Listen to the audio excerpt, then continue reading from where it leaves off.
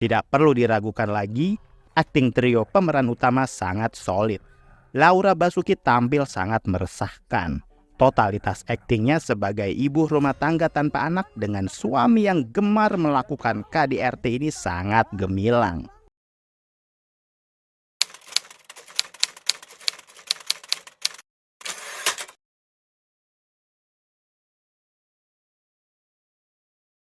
Itu artinya derajat perempuan lebih rendah daripada laki-laki. Salam sinema, sahabat sinemalogi. Sehidup Semati adalah film thriller horor yang disutradarai Upi Avianto. Film ini dibintangi Laura Basuki, Aryo Bayu, Asmara Abigail, Cantik Syagel, Maya Hasan, Lukman Sardi, Ivanka Suwandi, Eli Delutan, dan lain-lain.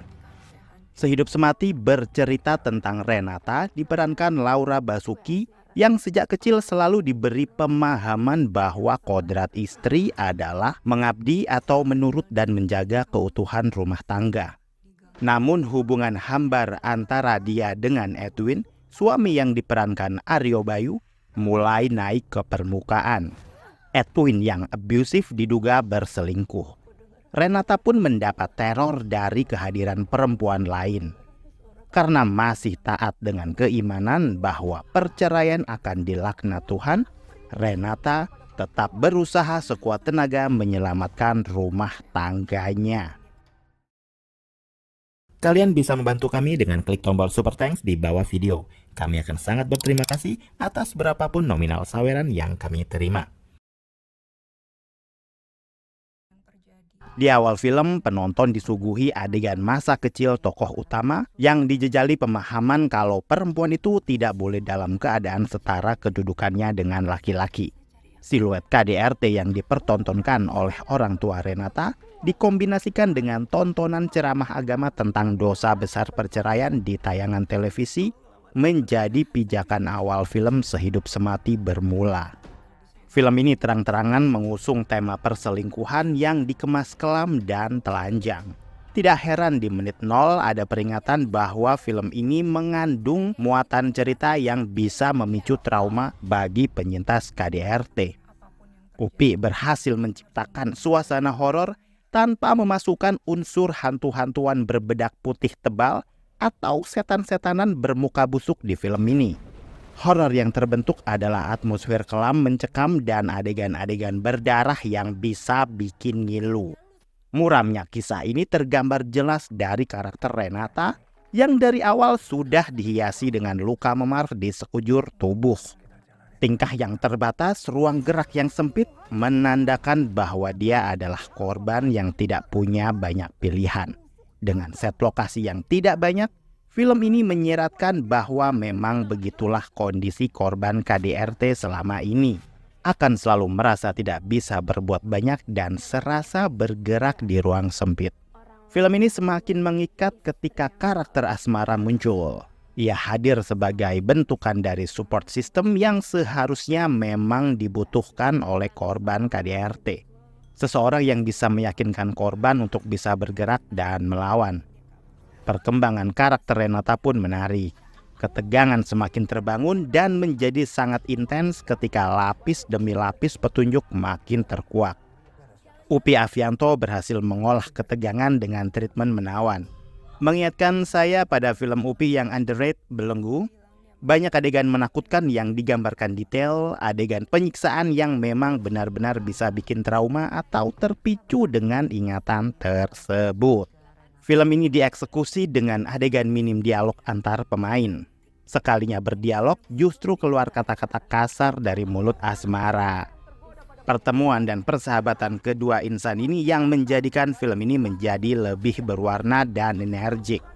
Ledakan-ledakan tingkah Asmara semakin membara, tapi sayang lama-lama plot menjadi riuh dan punya kepentingan masing-masing. Bukannya absurd, tapi film seperti menjadi ambigu. Ketika drama berubah menjadi thriller dan horor, di ending cerita, film memiliki akhiran yang bisa memiliki banyak tafsir. Tergantung penonton maunya seperti apa. Karena akhir film ini pun tidak menjelaskan bahwa Renata pada akhirnya menjadi apa. Oleh karena itu, saya menyarankan untuk menonton film ini tanpa berkedip, apalagi meninggalkan bioskop untuk sekedar menerima telepon. Tidak perlu diragukan lagi, akting trio pemeran utama sangat solid. Laura Basuki tampil sangat meresahkan. Totalitas aktingnya sebagai ibu rumah tangga tanpa anak dengan suami yang gemar melakukan KDRT ini sangat gemilang. Kualitas piala citra. Apalagi saat film di penghujung akhir, aksi Renata akan mengejutkan siapa saja. Begitu juga dengan Asmara Abigail yang kayaknya peran yang dimainkannya kali ini menjadi paling gila. Asmara menjadi Asmara, The Lunatic Asmara. Asmara Abigail tampil sukses memerankan perempuan sundal yang lebih dari sundal. Dan saya sangat senang sekali karena baru kali ini saya sangat menikmati kesundalan seorang Asmara. Karakternya yang berseberangan dengan Renata membuat film ini menjadi sangat indah dengan caranya sendiri. Chemistry keduanya memang benar-benar klop. Potongan-potongan adegan keduanya yang menjadi materi promo sudah viral dan menjadi favorit banyak netizen. Salah satu nilai jual film ini ada pada penampilan mereka berdua. Aryo Bayu pun tak mau kalah untuk bisa menyumbangkan penampilan gemilangnya sebagai Edwin, suami kasar yang ternyata masih terintegrasi dengan praktik perselingkuhan.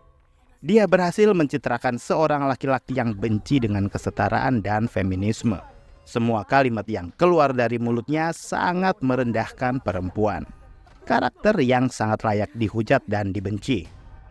Film ini juga memiliki ensemble yang tidak kaleng-kaleng. Walau hanya muncul dalam sesi ceramah mimbar agama, Lukman Sardi juga patut diacungi jempol. Palingan saya hanya penasaran dengan channel RKTV yang notabene pasti memiliki kepanjangan. RK, apa ya? Film ini memiliki gaya visual yang indah meski didominasi warna gelap. Namun film tidak serta-merta menjadi gelap tak tertonton. Harusnya film horor yang minim pencahayaan bisa mencontoh film ini.